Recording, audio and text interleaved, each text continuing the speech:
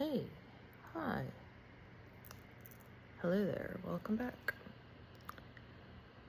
to yet another episode of a life that you can be thankful isn't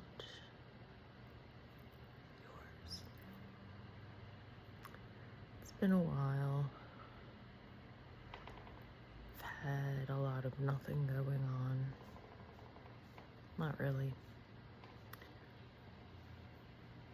The theme lately has been dental work still. My dental work is extreme.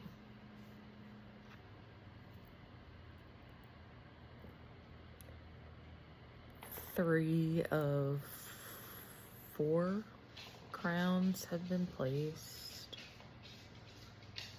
We're replacing 2 fillings. One has been replaced. Oh, and sorry, I forgot the 2 in the front. So 4 fillings. The 2 on the front have been fixed. Lord have mercy.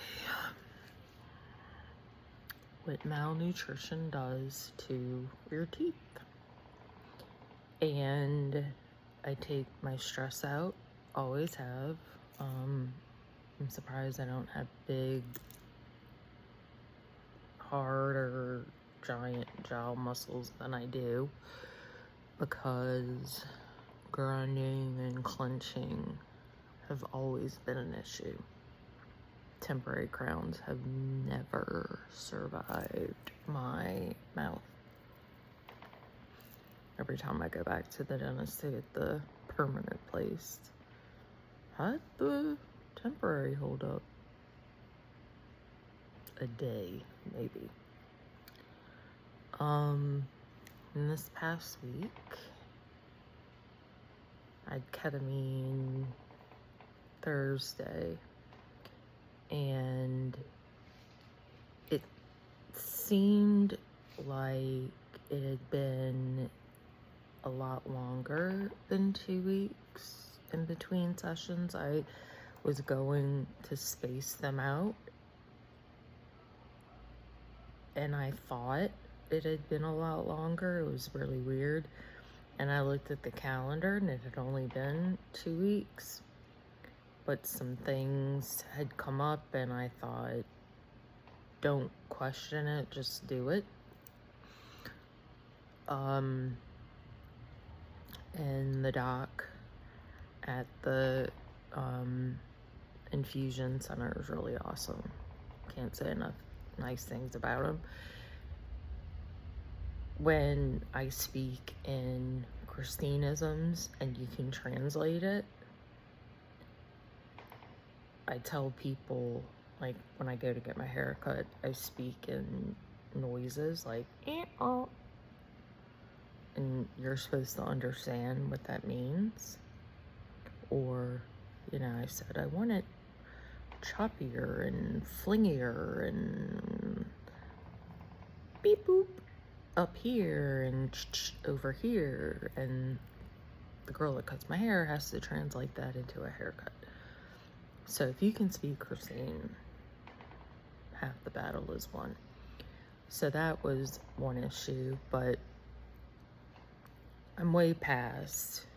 If something's gonna happen, it's gonna happen to me.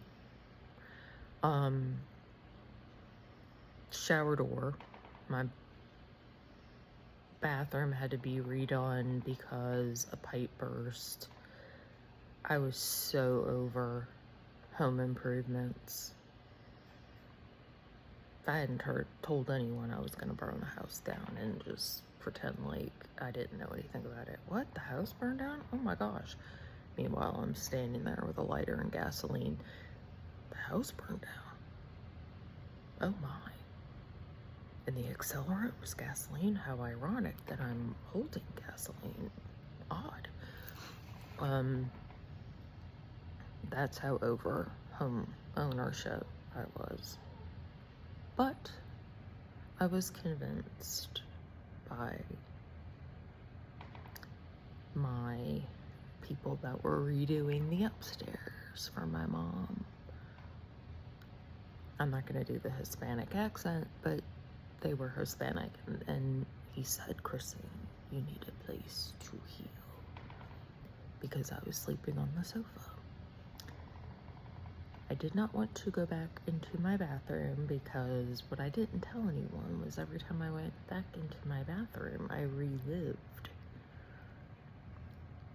falling on my face and dying, and my mom finding me on the floor. And that was steps of her trying to wake me up, her not understanding how sick I was, me just on the cusp of dying, me barely surviving that episode. And this is one of like many. Get home, look through my labs and the chart, have a full-blown panic attack because people with those labs don't live.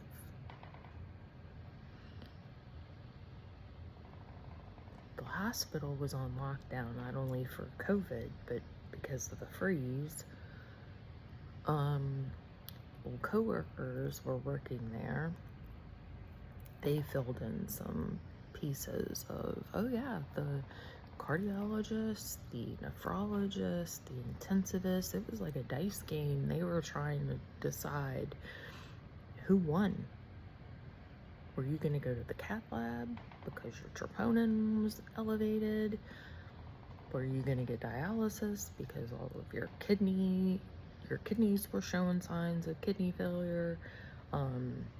You were in DKA. Nightmare scenario. I mean, talk about circling the drain. And there's me, unconscious, and not the medical term, altered mental status. You have to like sternal rub or like really arouse the person, and the things I would wake up for were funny. They couldn't get me to pee. I am unable to pee in a sitting position. Kept putting the bedpan on the bed and they couldn't get me to go. And I remember them waking me up trying to get me to go, and I said, just put a Foley in. Now, two things. Looking back at that situation, one, who would ask for a Foley? This idiot. But why wouldn't you? You have a critically ill person.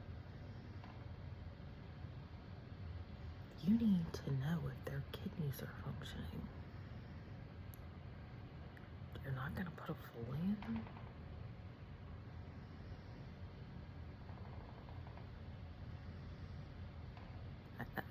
I can't even go down that route because it gives me a headache. But I do remember someone saying, did she ask for a Foley? Yeah, I did. And why is that not in order? Stupid. 2 liters came out. And in my obtunded state, eyes closed, I'm supposed to be completely out. I said, clamp it, because you're not supposed to just dump that much. Old nursing textbooks, you're still in there somewhere. Don't dump all that urine out at once. Clamp it. Empty the Foley, because that bag was about to burst, I know. Empty the bag, give it time, then let the rest go out. Dear God. Anywho, all of the memories were attached to that bathroom, so I said to the gentleman who wanted to redo my bathroom, no. plaster the door.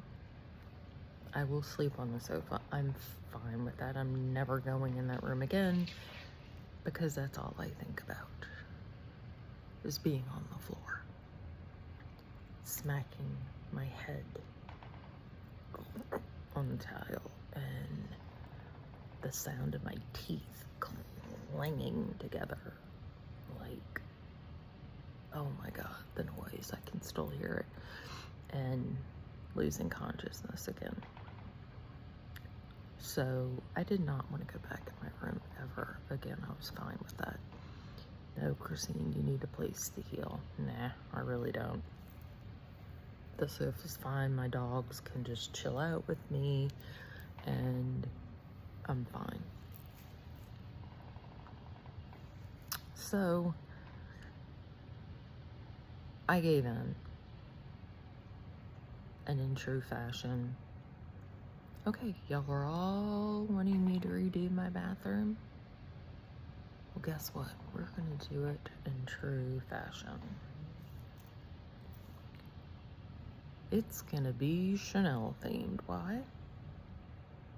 My initials, CC. Coco Chanel, CC. So I have the interlock C's on my wall. How you like them apples?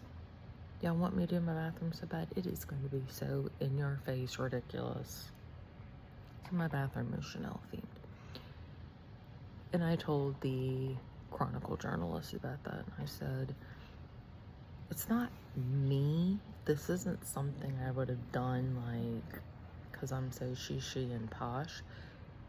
It has humor in it, and you have to know me to get the humor. Just like the bathroom is Tiffany Blue. And instead of it saying Tiffany and Company, it has Christine and Company. And why? Because it's me. It's gonna be in your face, it's gonna be funny.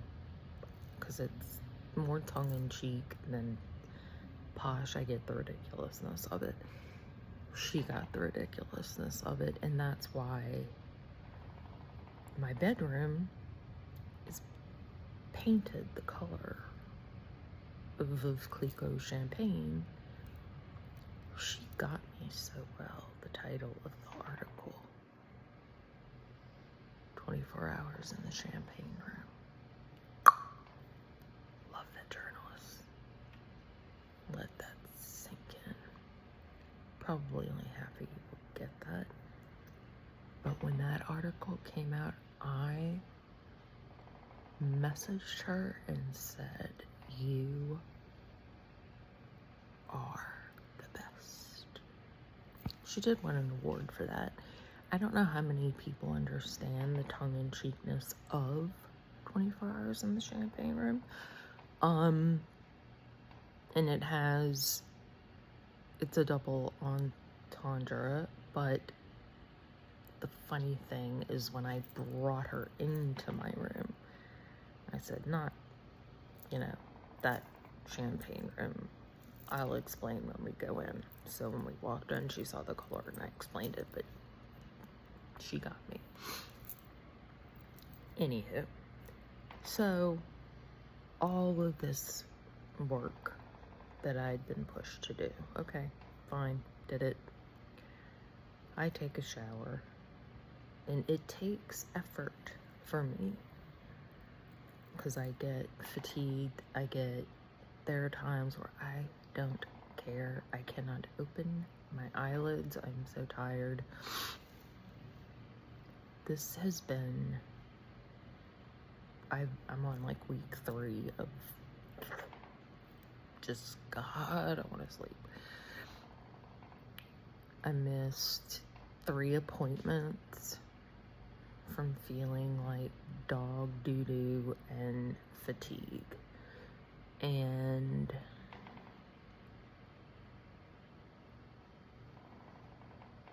finally, I get the energy. I go take a shower.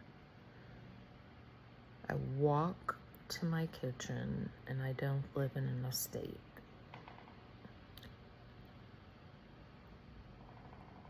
And I hear what sounds like you take a bag of ice and drop it on cement to crush it to put it into a cooler. I hear that noise. And I thought, why am I hearing that confusion?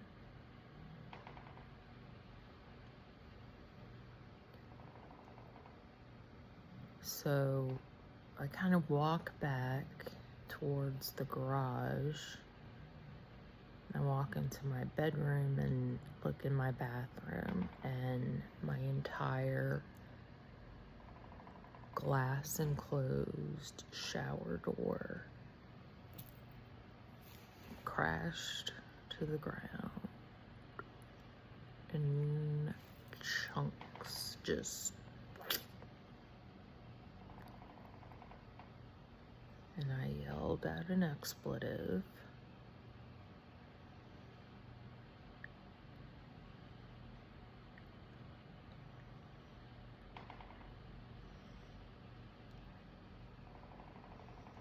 And my son comes running.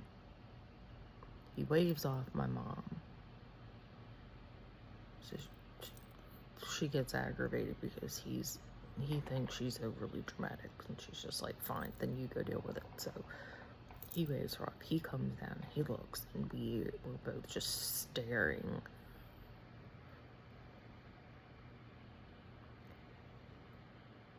At chunks of glass, and shards are just in the air, like, oh my God.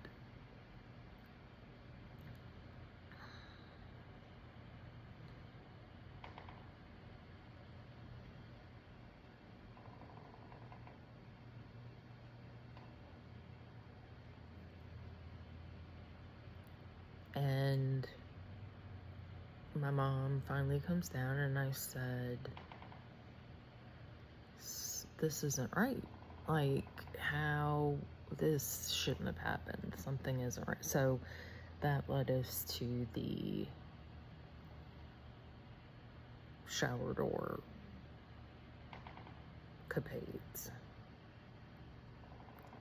And of course, the company that did the renovations was like, oh my God, in 25 years we've been in business, we've never seen this. Because it's me. You have to understand, the X factor is, oh. So,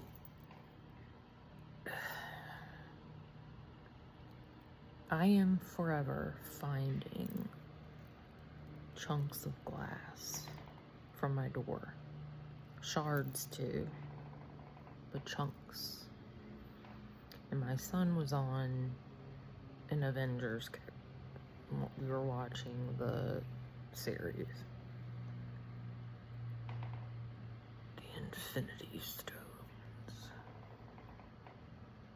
And I quite enjoy doing the Thor pose and asking him, is he worthy? And I do the Thor pose and tell him, I'm worthy. You are not worthy, I'm worthy. Anyway.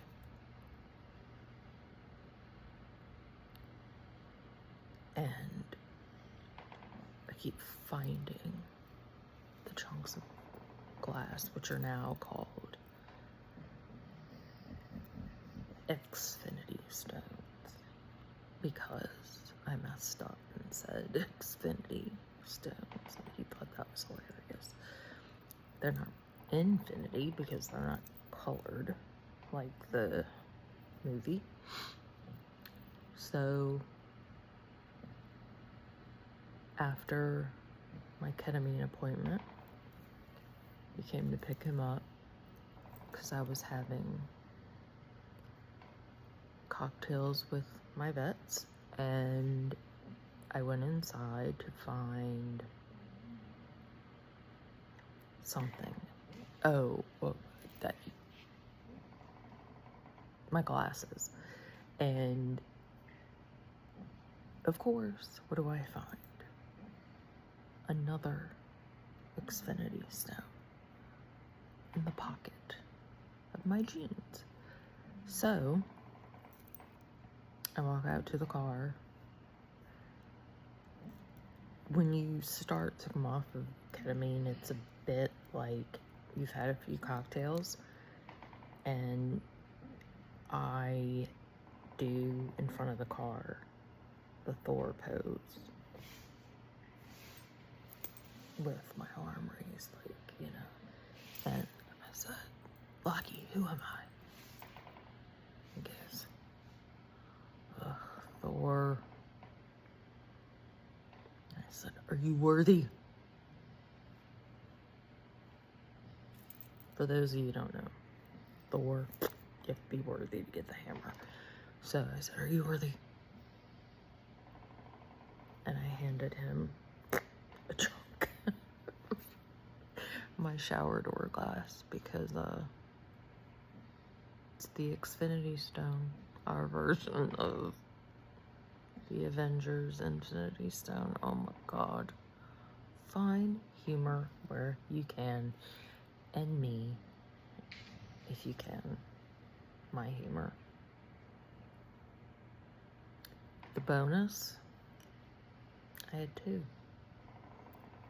As we're driving, I did my best Thanos voice. And I asked my son, he's trying to listen to his music, Lucky, are you worthy? What? Well, I did have another Xfinity Stone for you, but no, I don't think you're worthy. Keep it. He's there for the glass from my shower. So that just gives you an idea. The chunks are, thank goodness, some are this big, some are tiny, some are shards. So I have to wear shoes wherever I go.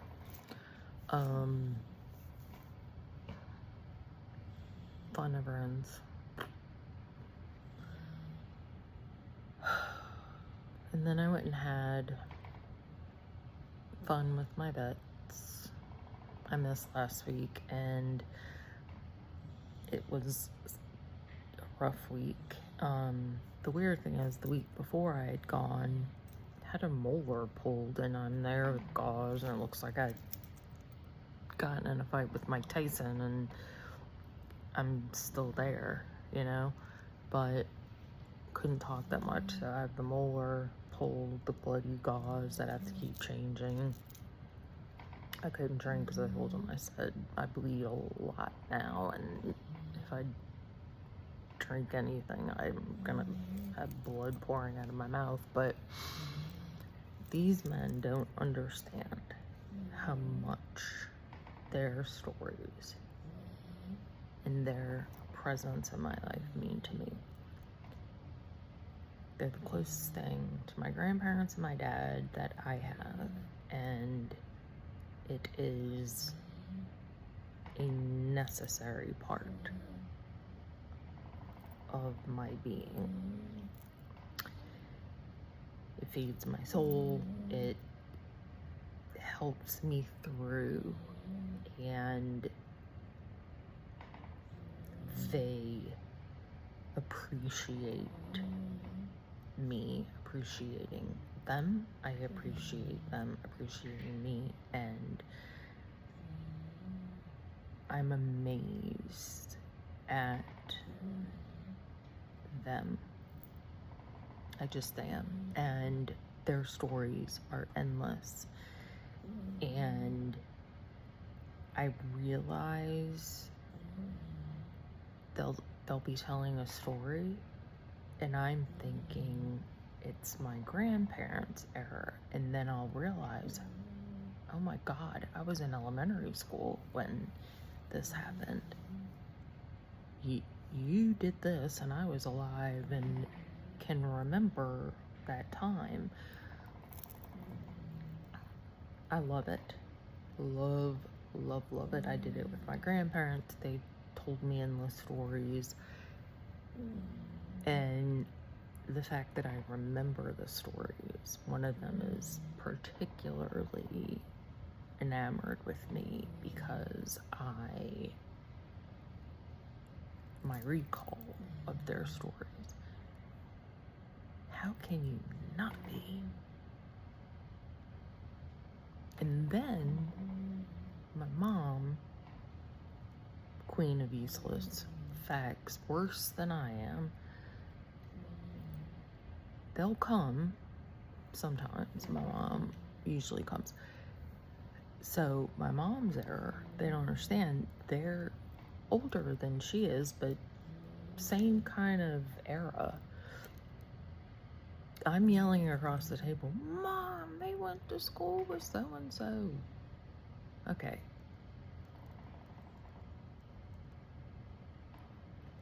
These two guys went to school with Tommy Tune.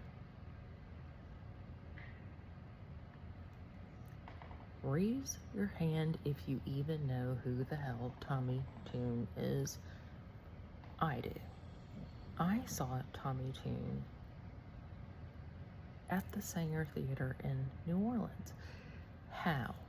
So I had to explain to these gents. Not moneyed at all. Educated, no. I was the first one to graduate at college. Like, you have to understand, I was always money adjacent because of my mom's job. We traveled because of my mom's job. Had it not been for that, I never would have had this life. She worked at a hotel that was a block over from the Sanger Theater, so they always stayed at her hotel. They used to get a ton of tickets. I saw everything. That's where my love of Broadway and theater comes from. I saw stinking Tommy Tune. I was probably 7, but I saw Tommy Tune. When they heard that, they almost fell out of their chair. No, you did. I swear to God, I did. Mom, did I see Tommy Tune? Yes. Couldn't remember the production. I think it was like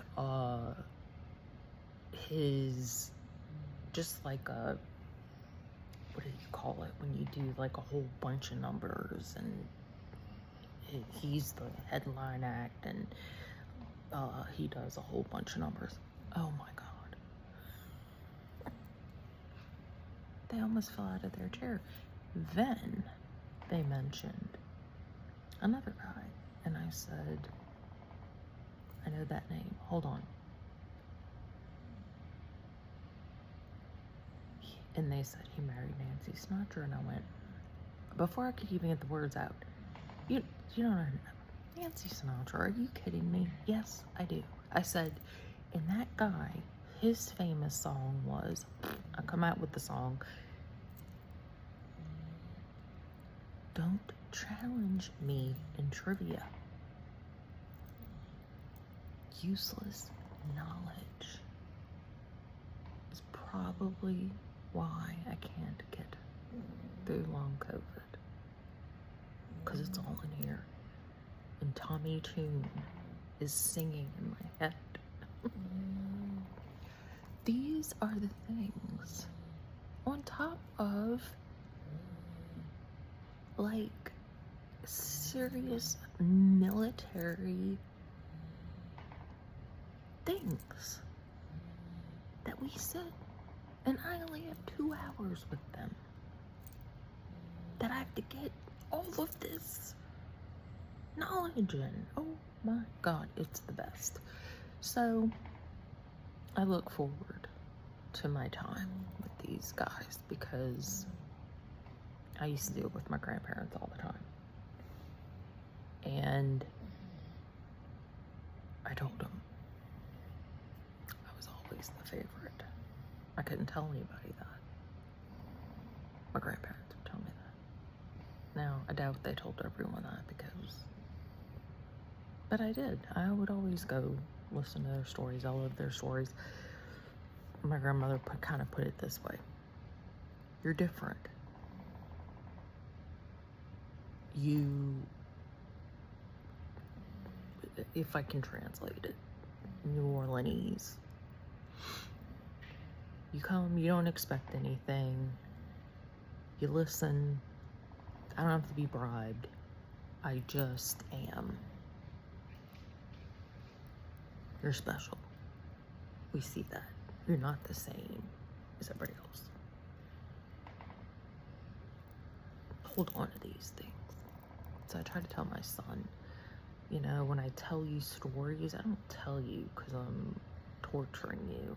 It's, you're special. You're gonna need these at some point. So we did have a moment of storytelling, and the lieutenant, Navy guy, told a story that was inappropriate, but not for me, because I'm abroad. I'm not a Levy. And I looked at him and I said, you know something? My whole life, guys have never hesitated to say things to me that I know they would never say to other people. He said, well, what do you mean? And I said, well, that story you just told, you would never say it in front of the colonel's wife. Ever. And he was like, God, no. I said, if my mother were sitting here, you never would have told the story. He was like, oh, no.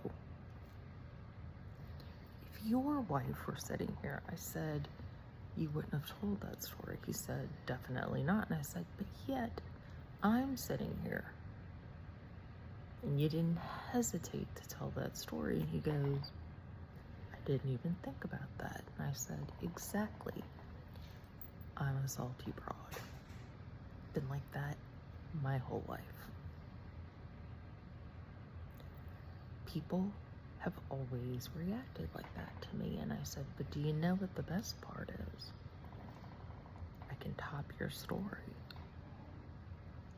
He said, no way. I said, I can. And I said, I'll probably make you blush.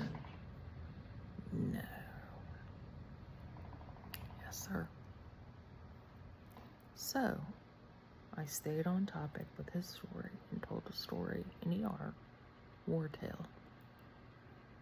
His tail was Wartail. I told my ER Wartail.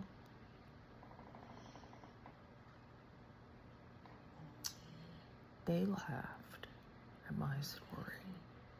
And I kid you not, it was the truth. And could not believe that I told that story. And I said, I have this delivery that is very deadpan, flat, that makes it 10 times funnier, but I didn't know. This was way back in the day when I first became a nurse. I said, I didn't have it down. It was just me.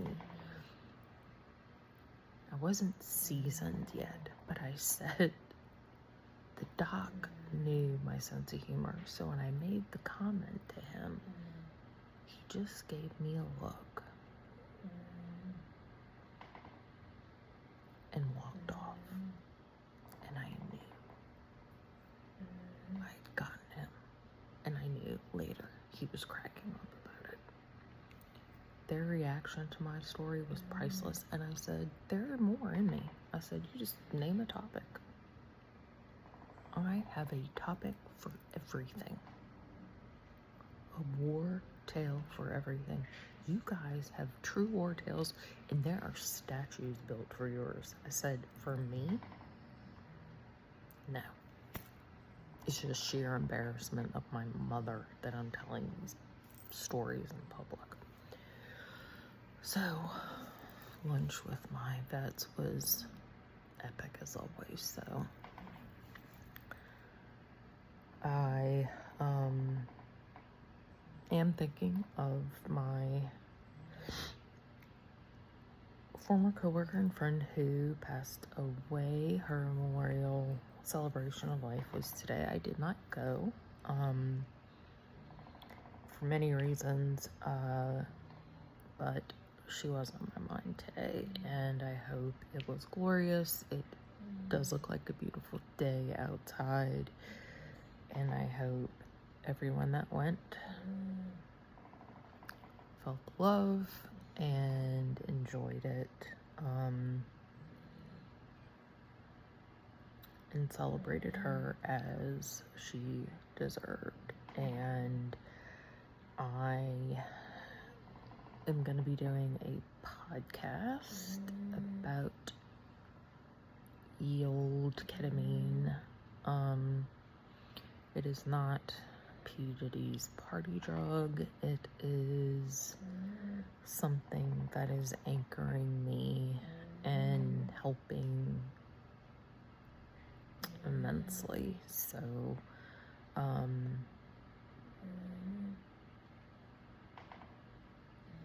naps and ketamine are my life. That should probably be the title of my YouTube channel, but it's not. It's 2 more weeks, and I'm still waiting for people to figure out why it's called 2 more weeks. Guesses are welcome, but no one has completely figured it out. So,